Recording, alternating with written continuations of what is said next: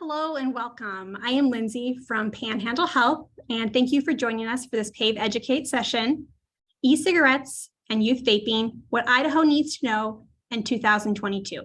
A few housekeeping items. All participants are currently on mute.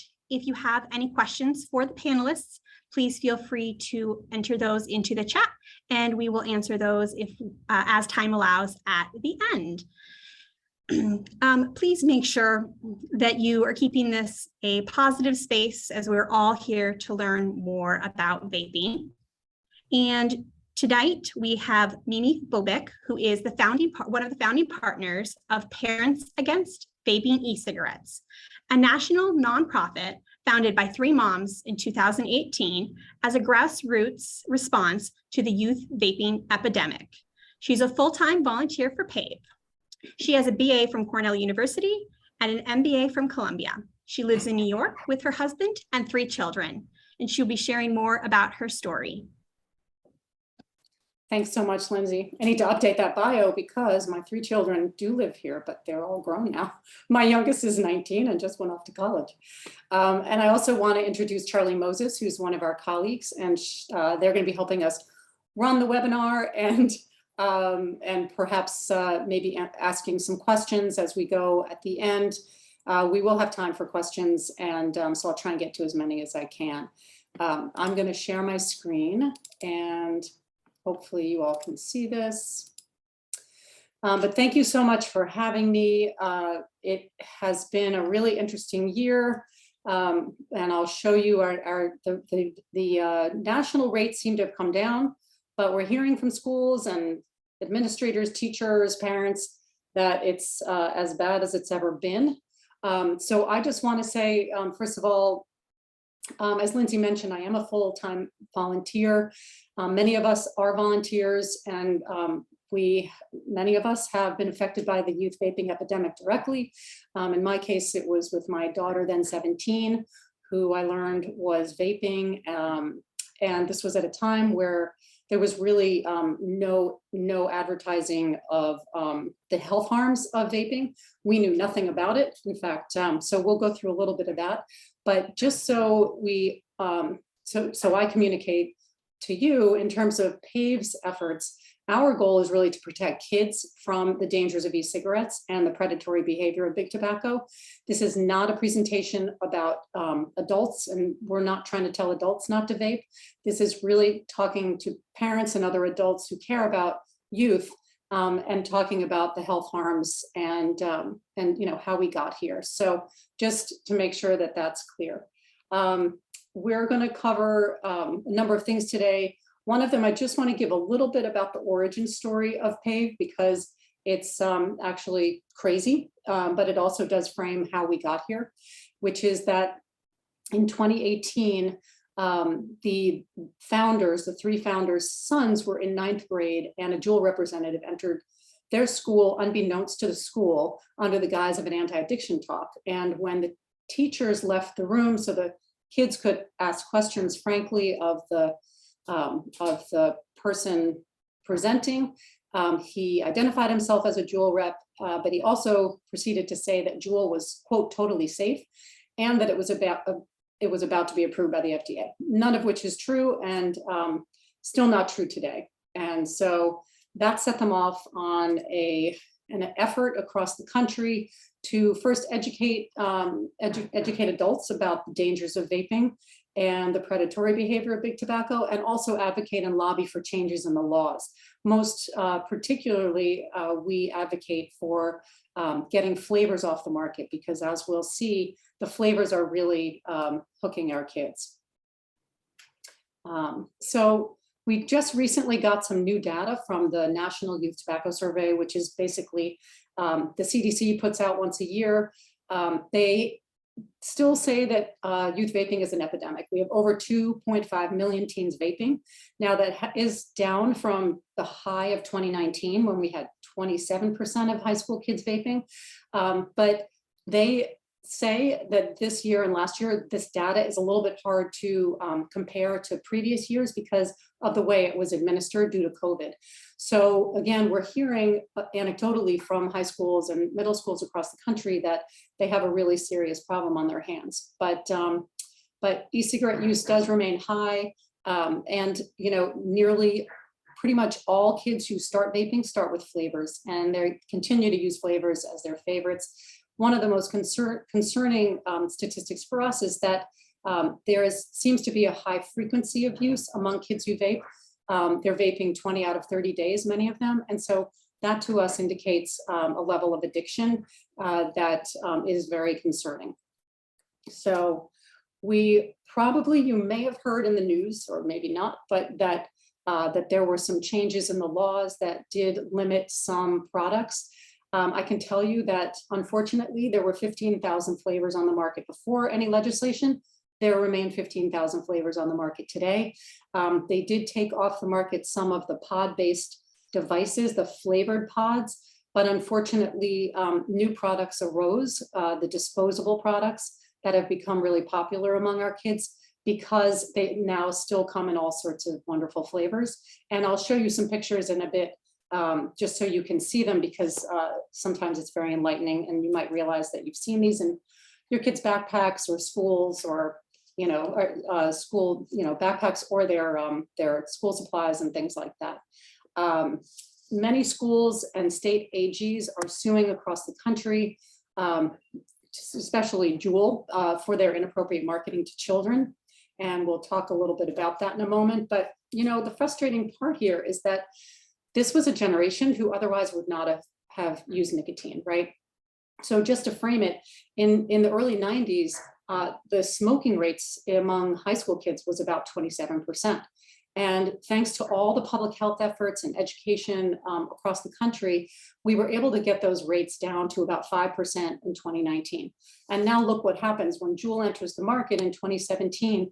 We go from almost, very little vaping, or vaping of e-cigarettes, up to 27% in 2019. So it's really frustrating for us as parents. I think, we spent so much time trying to help our kids understand the dangers of smoking and not even knowing that something new was going to come on the market, obviously. A little bit about how we got here, just a bit of background, because I think it is important to know that in 2017, JUUL, which is one of the devices, it's in the middle there, it looks like a flash drive. JUUL in 2017 led a very heavy social media campaign that really set off the youth vaping epidemic. And, they said they were trying to appeal to adult smokers to get them to switch off of cigarettes, and, that it would help them. But these pictures tell a very different story, right? These are targeted to youth. They sponsored parties and events, handed out free samples, and not just JUUL, but others, but JUUL really led the way. And, what these companies know, and I learned as a parent now, having gone through it, is that 90% of addiction, of all addictive substances, occurs before the age of 21. So these companies know they needed to get our kids hooked while they were young, before 21, and much younger in many cases, because they are trying to replace a dying customer base of cigarette smokers, right? So, this has been the problem with all of these products. And JUUL is not the only one. Puff Bar had all these, clearly targeted to kids, using social influencers, talking about escaping parental texts during COVID. So, these products really have been targeted to our kids. And, I love looking at these old ads. It's the same playbook. It's just a slightly different product, right? So you see, doctors endorsing products the way they endorsed them before. Now scientists are endorsing. Then you have the old Marlboro man, who's, this snappy looking guy. And then now the blue man, who looks very similar. And there's a reason for that, because they took literally the same playbook and they studied it, and then it's all the same companies as well. So, they're aggressively marketing to our kids. It's the same companies, just a slightly different product. And then you have, of course, the point of sale marketing. And I live in New York, in New York City, and I can tell you you know, at every street corner there, this stuff is in our kids' faces. And it's super accessible. It is, you know, it's really targeted to people in high density populations, but we're hearing of you know, parents that are furious about vape shops and bodegas and convenience stores with vapes opening up almost across the street from their kids' schools. And in fact, we've started a program we are piloting in certain cities called Poison, which is Parents Opposed to the Illegal Sale of Nicotine, which is basically that you can empower your community by simply reporting these illegal sales or products that are illegally sold to kids, because there are many of them out there. Some don't have licenses, and it's quite a mess. And then we have, you know, the industry has had a long and shameful history of predatory targeting of various populations through sponsoring events, through you know, particular product marketing to racial and ethnic minorities.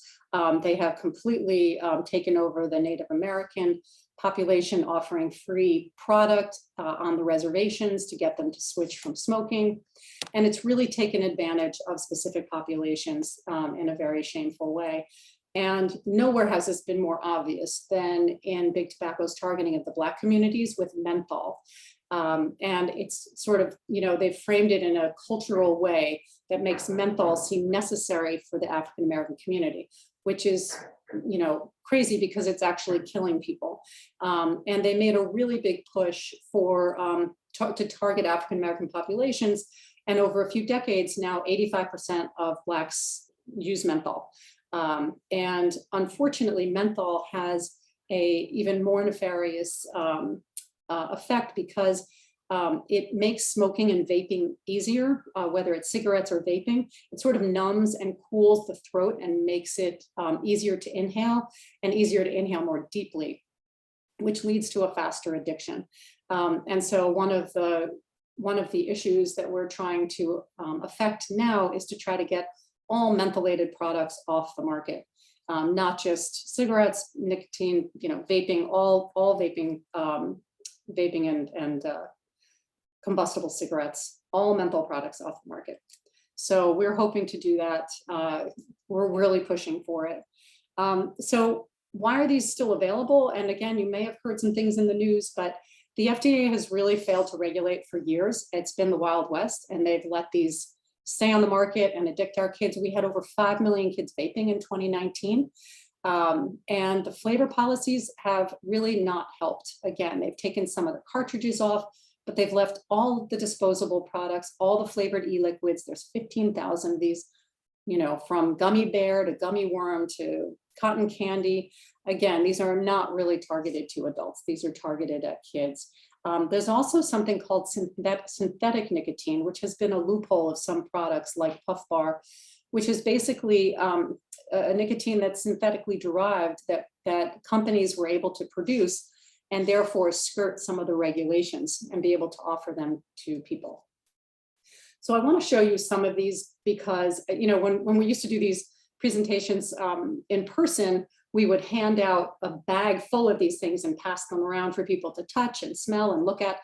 But we're not in person. So I'm going to just show you some pictures because, you know, again, you might be seeing these and first of all, probably on the ground because there's so much vape litter, but importantly, maybe, you know, looking at your kids' backpacks and their school supplies, et cetera, in their bedrooms.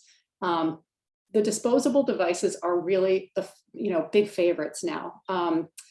There was 1,000% rise in the use of disposables in 2020 because of the regulations of taking some of the flavored capsules, the cartridges off the market.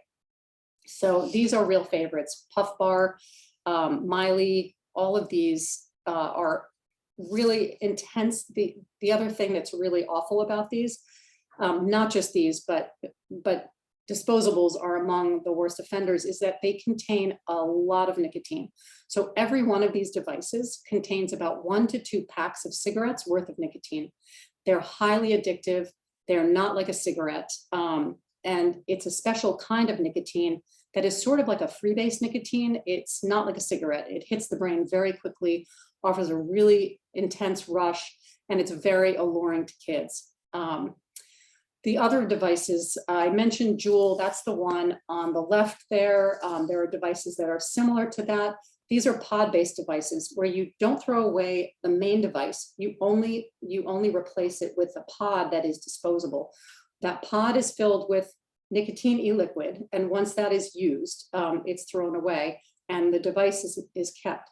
Now, some of these, unfortunately, are also used for dual purpose of vaping THC. Some of them are compatible with THC pods, so that's something to really look out for. I mean, the thing about all of these, but especially the disposables, is that they're really easy to hide and conceal from parents because they just vape them and throw them away. The pod-based devices are a little trickier because you keep them, but still they are pretty cheap and easy to use. These are a little bit harder to use, but they're very alluring because these are, you basically have a device that you pour e-liquid into. And the reason those are enticing is because the e-liquids come in so many thousands of flavors and they're really accessible that it's very alluring to kids as well. I also want to talk about these other flavored nicotine products other than vaping products. And these are really interesting to our kids. I think in part because I can tell you from my own daughter who was trying to get off of vaping nicotine. She was, at the time really trying to quit. She would use some of these products, which are non-vaped products, but they are not approved as cessation devices. And a lot of our kids use them perhaps to get through the day if they're super, highly addicted and they don't want to get caught at school. They might be inclined to use some of these. Zyn and Velo, these are pouches that go into your mouth and they you put them in the mouth and they absorb, they start to release nicotine slowly. And these contain also a lot of nicotine. Lucy gum is another very popular one. And if you look at, look at this marketing, it's like, if you see the advertisement on television, you can tell it's really targeted at kids. Then there's something really disturbing. These are called non-nicotine vapes. Some companies call them wellness vapes, and I put that in quotes because they are anything but wellness vapes. These are vapes that don't contain nicotine, but contain all the other chemicals that convert the liquid into aerosol, which is propylene glycol and glycerol, and those are not good to breathe in any case. But the thing about these non-nicotine vapes is, first of all, they're not regulated. And the safety claims and the health claims that they're making completely unsubstantiated. Nobody has proven that these are the case. And in fact, we've had scientists tell us that, this idea of vaping your vitamin B or vaping your melatonin, that for example, vitamin B, they've shown that vaping it into the lungs is actually, it doesn't get through to your bloodstream. It's too big a molecule to get through. So, they're making claims that they can't prove are true. And in fact, we have found with scientists that it's in fact not true. The other interesting thing is some of the directions were very, very misleading at first. Some of them said, one of them said, suck into your mouth, don't inhale into the lungs and blow out. So why not inhale into my lungs? Obviously, isn't that the way to get this, whatever vitamin or melatonin that I'm supposed to be, using? So it's very unclear, what the company's claims are. They're clearly not substantiated. The other thing that's very disturbing is that they're very normalized. They normalize the behavior of vaping, and we're really not happy about that because any kid can get a hold of these. They're sold at places like Urban Outfitters, and they're highly accessible. They don't need, you don't need ID or anything like that to buy them because there's no nicotine in them. But they normalize the behavior of vaping, and the chemicals in them are really not safe for kids at all. I don't know about adults again, but they are not proven safe. And many of these as well, and I'll talk a little bit about what's in a vape, but many of these vapes and other vapes contain food additives. Now, food additives were approved by the FDA to ingest into your stomach and digest through the gastro system. They were never proven safe to inhale into the lungs. First of all, heat at high levels, which is what you need to do in a vape. Heat at high levels, convert it to something you can inhale it into the lungs. That has never been proven safe for any of these chemicals yet. So we are still waiting on research, but so far our pulmonologists tell us that it's not good news. So the idea of comparing cigarettes to vapes, kids hear that the vapes are safer than cigarettes, and they hear safe, which is really not true. Again, not for kids. First of all, these vapes contain high levels of nicotine. As I mentioned, it's a special design, patented technology called nicotine salts that JUUL created. Hits the bloodstream very quickly. Also, unlike cigarettes, cigarettes you have to go outside and smoke. They have a smell. With a vape, you can use it 24/7. We've heard of kids keeping it under their pillows because they're so addicted they can't get through the night, or they want to wake up and make sure that they have it. It's really easy to conceal, easy to use without people knowing it. People have, used them in classrooms. It's a big thing on social media. Is kids showing people how they use it in the classrooms when the teachers' backs are turned. Again, the nicotine in these is about 1 to 2 packs of cigarettes worth of nicotine, and some are even more. Whereas a cigarette is a single thing. You look in a pack and you say, oh, I've used 3 or I've used 5.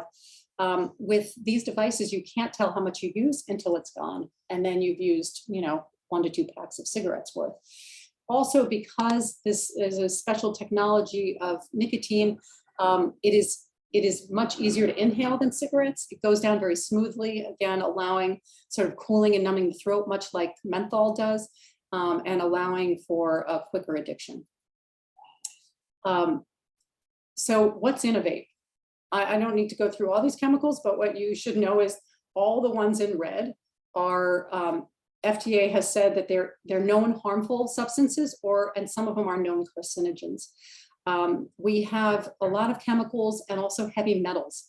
When a vape is heated, the metal coils inside the vape can start to disintegrate over time and get inhaled and lodged into the lungs.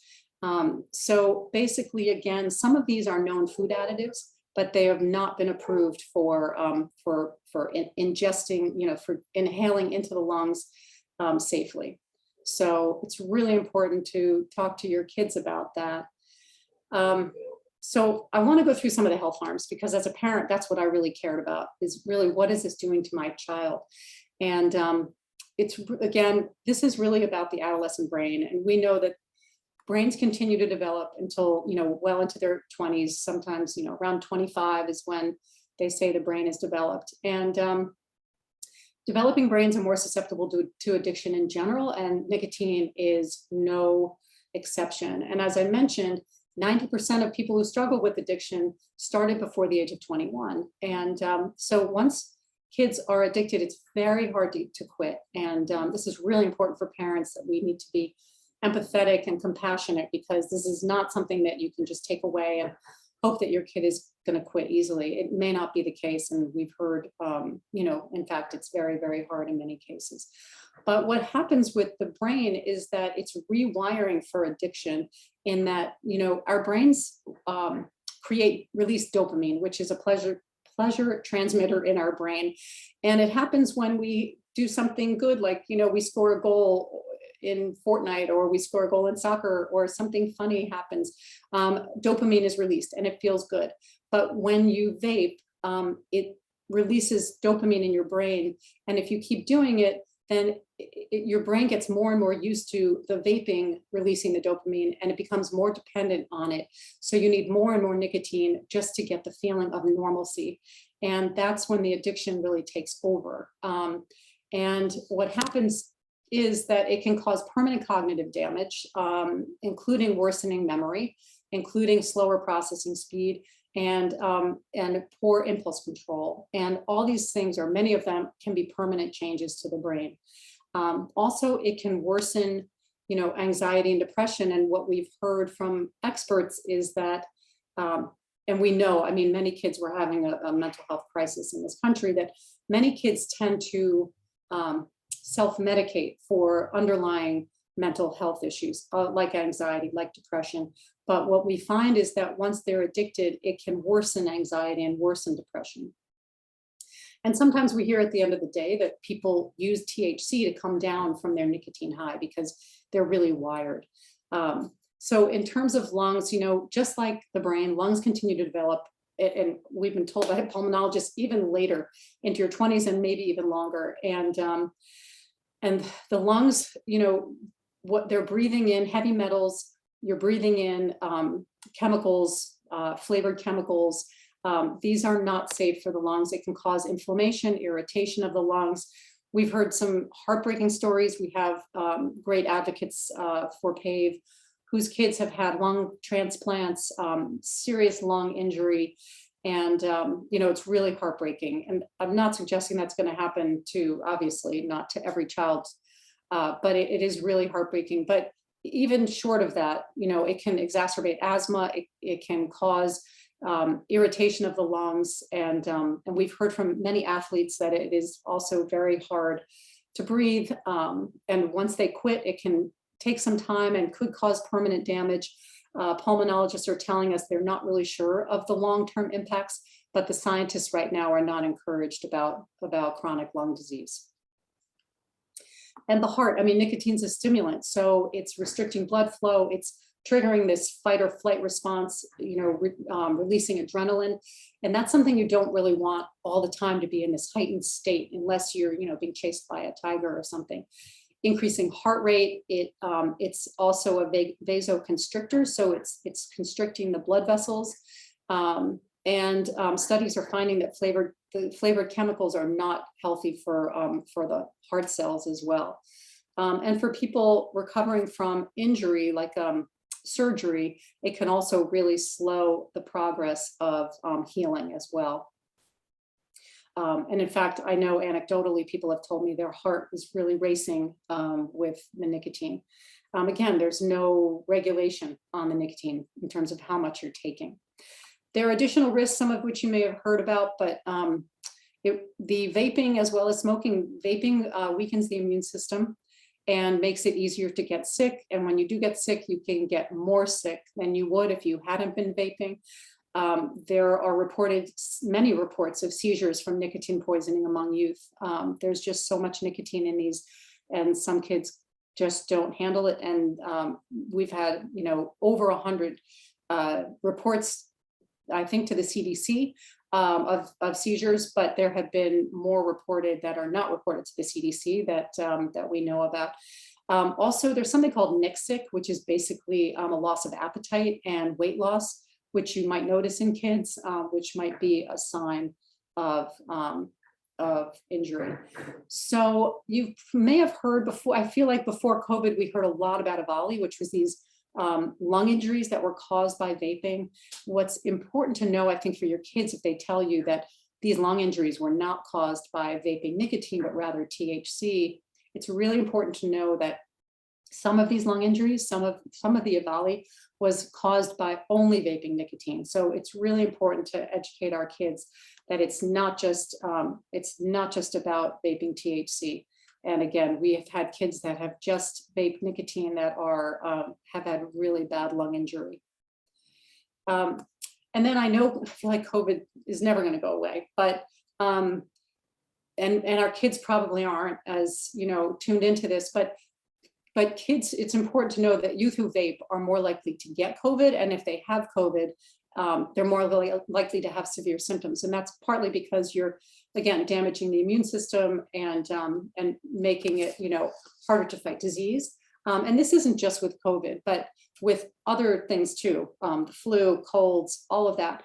And part of it is also because the vaping is a very social activity, and many kids will share their vapes. And so, you know, if one person has something, it's very likely that others will get it. So what are some of the reasons teens vape? We mentioned some of them, and obviously one of the big ones that I've talked about is the flavors. You know, almost all kids who start with flavors, and so that's why we want to get these things off the market. Also, it's important to know that the Flavors, the menthol is again a even more nefarious flavor for kids, but also be aware that if you see something called iced flavor, that is just a sneaky way of the industry using mentholated products. So iced is actually menthol. So if you see those on the market, just know that that's a mentholated product. The youth targeted marketing we talked about. Also, they're pretty cheap. They're cheaper than cigarettes. They're easy to get. I can tell you that I used to send my son into vape shops and convenience stores, and he was never turned down. You know, I think these retailers, I'm sure some are honest and some are checking IDs, but many are not. And especially since COVID, they've lost a lot of money. And I think, you know, we just have to be aware that people are selling to our kids. Also, you know, there's vaping has become so normalized. You know, I talk about these wellness vapes or these non-nicotine vapes. That's like a starter kit for kids, right? But many are just going right to nicotine, to the nicotine vapes, and it's become very normalized. We hear about it in the schools, in the school bathrooms, at parties. I think it is important though for your kids, if they say, well, mom, everyone's doing it, you can actually say to them, look, the numbers are really high in terms of it is an epidemic in our country, but not everyone's doing it. And you can, you know, you can fight against the social pressure. Also, as I mentioned, you know, our experts tell us that there's almost always a connection between substance use and mental health.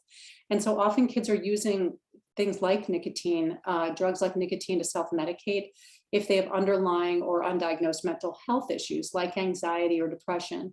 And so in the short term, kids report that the nicotine helps them, they feel relaxed, they can help them concentrate.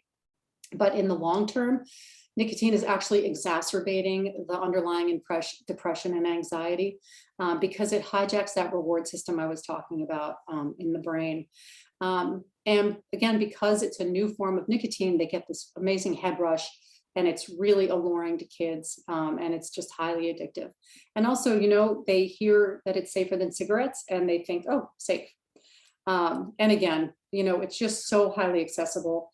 People are selling it all over. I'm sure you've seen the ads, you know, and at eye level, when you walk by stores, they have it, you know, right in kids' faces. So I don't know if you've seen this, but this is a really cool, sometimes schools or police departments will set up these mock bedrooms and they show you where all this stuff is hidden. But I think what's really important to know is that this stuff might be hidden right in front of your eyes. So the arrows here are actually pens. They're weed pens, vape pens. They look like chargers. They look like things that, you know, I mean, teachers have been fooled, and, you know, parents have been fooled. I was fooled, didn't really know what I was looking at, only to realize that this stuff was right in front of my eyes. And now there is actually even vapeware, which allows kids to conceal vapes in their sleeves, in the strings of sweatshirts, so in watches that look like watches, but they're actually vapes. So it's just important to be aware of what's out there. So I want to just mention a little bit, and I wish I had seen these when I had a 17-year-old daughter who was vaping, because I missed all the signs.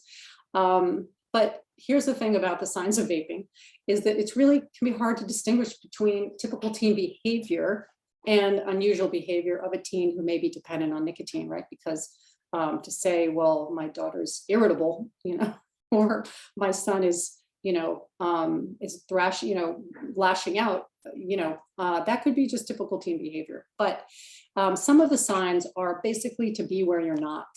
Secretive attitude, closing the door, maybe using incense, you know, opening their window if it's winter outside and they're opening their window.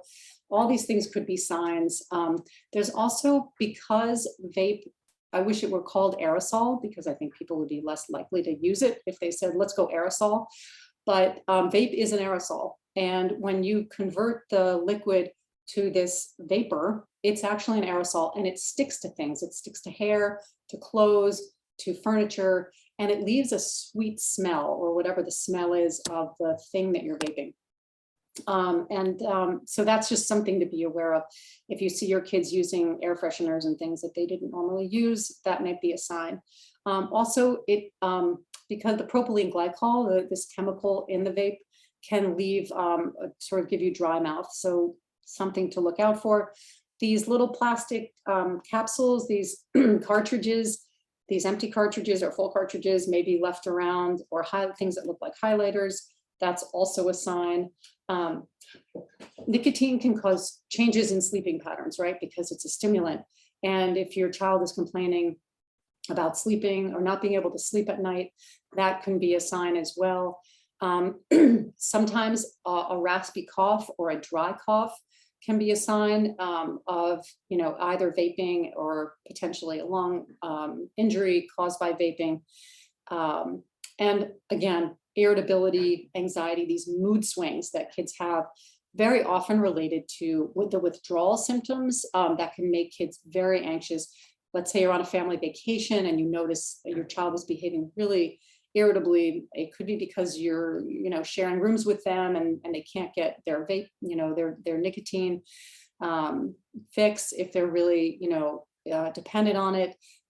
So that could be a sign, and also changes in eating habits as well, or a nausea, or what we call nixic, this sort of weight loss and not feeling well.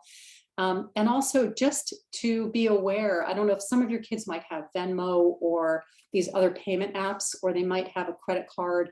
You might want to check them once in a while just to see what's on there and ask the questions if you see a lot of small purchases or purchases to vape shops, but they might be Venmoing friends or Venmoing older siblings of people.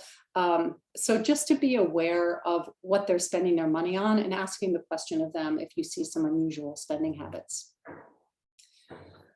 So this is always a little tricky in terms of, how do we talk to kids about vaping?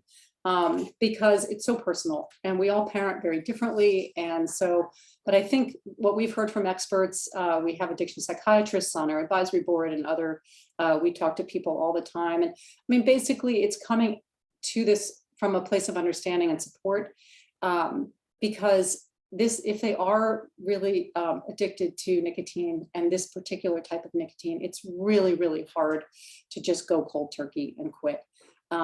And remember that these kids were targeted. These companies targeted our kids and convinced them that this stuff was harmless to them and made it seem normal, right? And in fact, the first thing when I found my daughter vaping, or I found vapes in her stuff, I said, what is this? She said, Mom, it's totally safe. It's just flavored water. Well, first of all, there's 0% water in vapes. And secondly, there's a good reason for that. It's because that's how they were targeted to our kids. So these kids have been targeted. We should be angry. We should, and also empathetic to our kids. And just to do homework so that you know what the health effects are and you can share those concerns with your kids. We say start early. And I mean, our experts say start as early as 9, because that's right before many kids enter middle school. And a lot of kids are starting in middle school as early as 10 years old. But honestly, I mean, with smoking, I started, at 3 years old when I saw kids smoking or adults smoking on the street, I started having this conversation. But starting early is really important, and also starting and doing it often, because it's going to be a continuous conversation. And also using opportunities when you see people on the street or you see people on TV to talk about it. And also just know that it could be a sensitive topic, and to be aware of your kids and know when to get help, because it's possible that your child has a substance use issue. Some pediatricians still don't really know, they're still not asking the questions. Many are asking the questions about, do you smoke?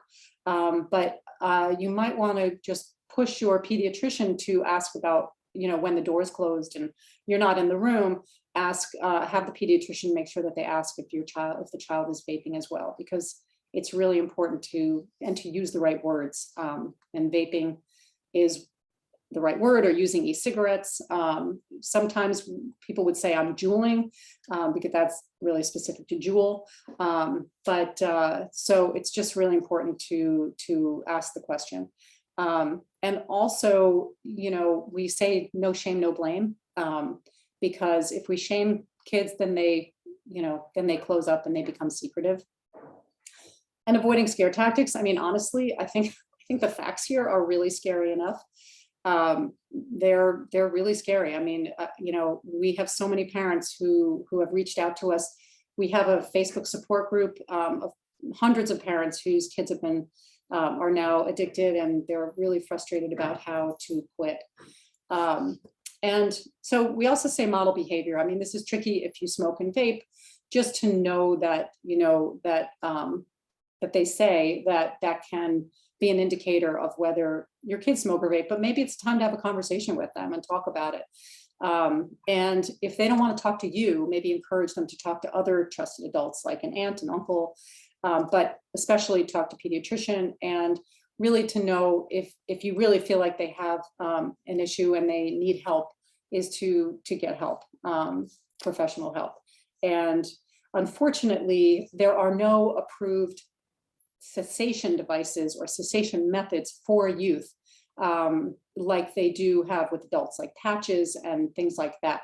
But I do know, and we do know, that many doctors will prescribe things off script for kids who are struggling. And maybe some kids won't need it, but if they do, doctors will often prescribe, adult medications off script at a lower dose for kids. So I do know that that's, that you can talk to your pediatrician about that. Again, we have this private support group online, which has really been a wonderful forum for parents to share ideas and frankly share frustration and just share their stories. So we currently have almost 500 parents, I think, on there. Please feel free to join that. And also, if you want to join us too. Sign up for, we're always looking for volunteers to do what I'm doing in your own communities, and just help educate people in your communities about the dangers of vaping. In terms of actual quitting devices, again, we have, there are some medications that can be used, but there are also, there's this app called This Is Quitting, which is a really nice sort of support for kids who are trying to quit. There's not only for kids, but it's also, they have an adult or a parent part of the app as well. That's very helpful.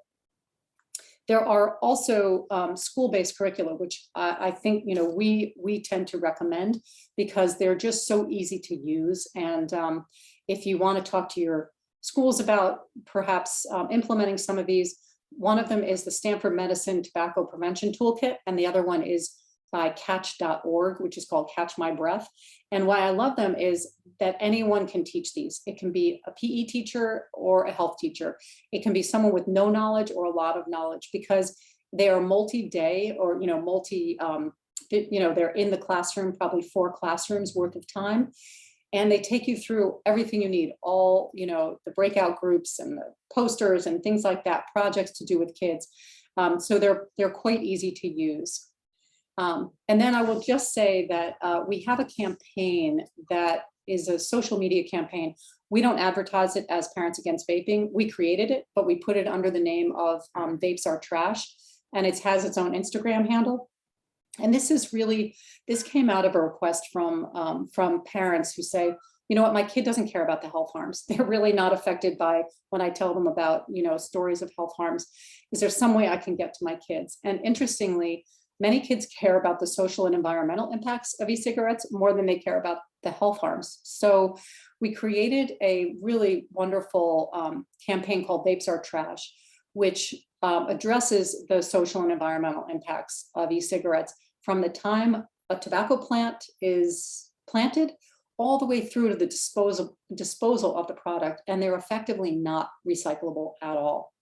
And so, this may, and we have used it, we launched it in New York, and it was very successful. It got a lot of shares and things like that, and great comments. And so this is something you might want to, show your kids, because kids will get angry when they feel like an industry is taking advantage of them or the environment. So just something to think about. So I really want to thank you for your time. I'm going to take questions, but if you could really kindly, we love your feedback, and We would love you to join us as well.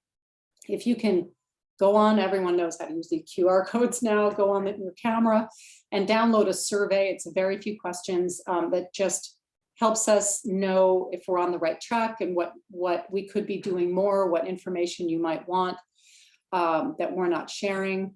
And also to sign up to volunteer if you want to become a volunteer. We always need volunteers in our communities.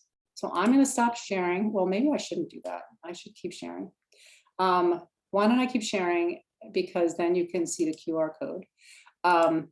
But if anyone has questions, let me see. Are there any questions? And Lindsay, also, you might, did you want to share any local resources for either cessation or support? Yeah, I can do that. I can share my contact information. Okay. In a little bit after we've done that. So Panhandle offers a free teen cessation class that is 4 weeks long. And we are running that usually on a monthly basis. And we do that in all 5 of the northern counties. And then we also partner with Project Filter with the teen-based My Life, My Quit. So those are sort of the 2 local cessation options.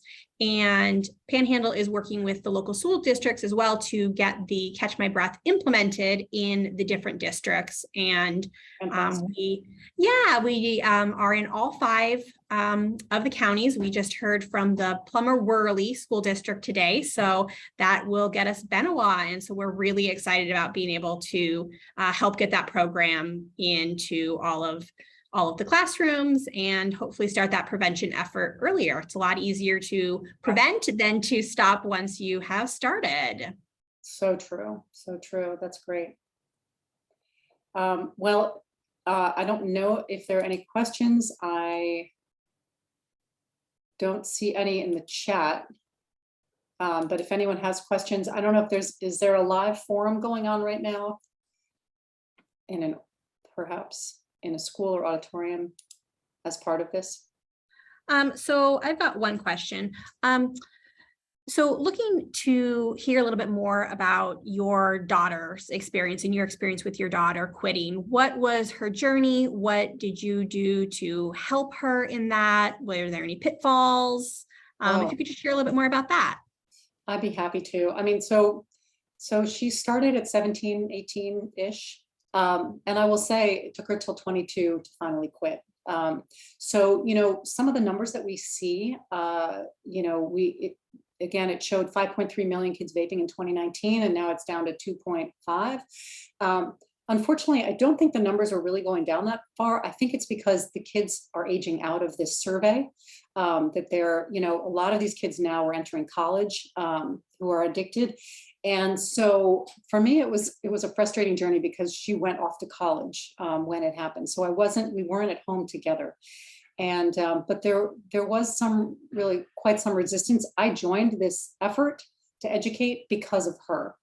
And so I think there was a lot of pressure on her, but I think what really worked is to not push her and to let her come to that time herself. We actually have a great webinar that we did that shows, it was done with the New York Center for Living. If you want to go on our website and see the webinar on cessation, it was really all about motivational interviewing and how parents can use this motivational interviewing technique, which is a therapy technique with our kids. But effectively, what really worked was just coming at it with compassion and complete non-judgmental and open-minded and caring, perspective, and just saying, look, this is your journey. I can't make you quit, but when you're ready, I'm here to support you. And I know you can do it.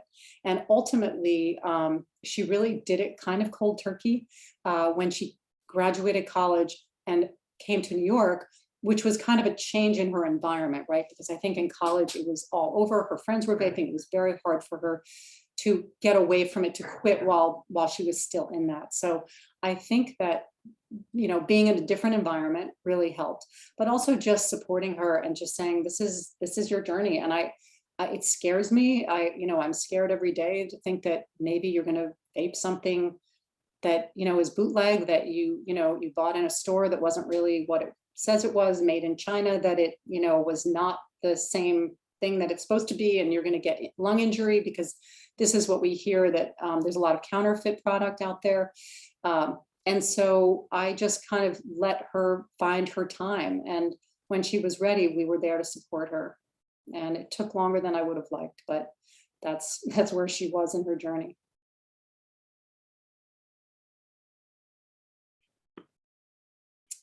Are there any other questions? And we're always available, by the way. You can always reach us. You can email us at info@parentsagainst-vaping, or Mimi at Parents Against Vaping, or Charlie at Parents Against Vaping.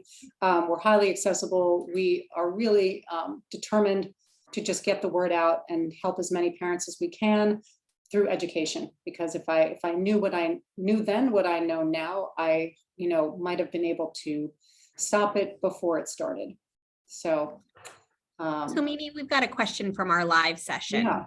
And that is, why are these e-cigarettes so unregulated? Is it just big tobacco handing over money, or why so unregulated? That's a really good question. In 2016, the FDA did say, hey, anyone on the market needs to put in their pre-market tobacco authorization, which is basically saying we've done all this research and we're proving that our product is safe, and also that benefits the public good, which is what it's supposed to prove, that it is a benefit, a health benefit. Unfortunately, the FDA didn't really enforce that. And by the time 2020 came around, there were literally millions of products on the market.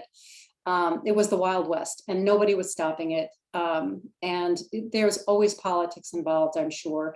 And then at the state level, so then we said, well, okay, we're going to go out and fight at every state level. And any state that wants to, we're going to be there, and we're going to put in a great effort. PAVe will do it with its, the coalition members. And some states we were able to get flavored e-cigarettes off the market, but it's again a game of whack-a-mole, because when one product is off, another one is, the synthetic nicotine came on. Now those are, under the purview of the FDA. So again, these products are on the market illegally, but no one's really enforcing that. And then the stores are selling illegal products or selling legal products illegally to underage youth, right? So it's a variety of circumstances. Now we have, the FDA has really asked for all of these pre-market authorizations, and they got over 6 million, 6 million applications. And so now they're overwhelmed. So they're going through them one by one, and it's just taking a very long time. Now that's the long story, but it could be a lot longer. So that actually feeds in quite well to my next question, which is, things always seem to be changing. Where is a good resource to kind of know what the newest and the latest, and what to be looking for as they change from mods to pods and disposables and different shapes? Yeah. Well, our website does have some resources. The best way is probably to go to the vape shops and go to the tobacco, to the convenience stores and see what's out there, because you'll see new products coming on the market. Now again, we hear these compatible devices where the nicotine vape pen can be used for weed as well, for THC. That is not legal, but that's what's happening. So you can look at, what's out there. And also, sadly, we can ask our kids. But we tend to know because we're talking to parents and administrators, school administrators across the country about all these new products. And so we tend to know faster than like the FDA and other regulatory bodies. And I have a question here. What's the best way to share these types of informational sessions with parents across the state? Yay, Panhandle Health, for organizing this one. So this has been recorded. And so, I mean, I don't know, Lindsay, how you're going to distribute it, but we are always happy to, spread the word. We also do other kinds of, events. We have done this in Spanish. We have done terrific events with sort of Ask the Expert events, where we have addiction psychiatrists help parents understand kind of some of the best ways to help our kids quit. And you can also go on our website and look at some of the webinars that we've done previous to this that may be useful as well. And Lindsay, maybe you have other answers for that as well. Yeah, I think Panhandle is going to work on distributing this out to more parents, perhaps through our YouTube or through our website. And we are also hoping to make this a series and being able to partner to do a few more educational sessions like this one on those exact kind of topics, Ask the Expert, kind of what's new and upcoming. So you can look forward to those in the future, hopefully. Yeah, and I feel like we need to have sort of more bite-sized versions of these, and we're going to work on that ourselves at PAVe, sort of 2 to 3 minute snippets of, what are the signs of vaping? What are, some of the reasons kids vape, and what are the, what are some of the cessation tools and things like that, that people can, without having to, do a 1-hour webinar, because I know it is a long time, and we greatly appreciate the opportunity to have your attention for so long, because I know people are busy. I just feel like this is so urgent. Okay, well, I think that is all the questions that we have, and looks like we're getting to the end of our time. So thank you so much for being here with us today, Mimi, and thank you for all the participants for joining in today. Well, thank you for having me. We really appreciate it. And thanks to Charlie for helping to run the event. And we look forward to connecting. And if you want to reach out, please feel free to do so. If you need extra resources or extra support, please feel free to do so. And if you want to, again, volunteer, also reach out. Okay, so, and I am just sharing my screen with my information so that in case anyone would like to talk to me, contact me. So thank you again. Thanks, everybody. Take care.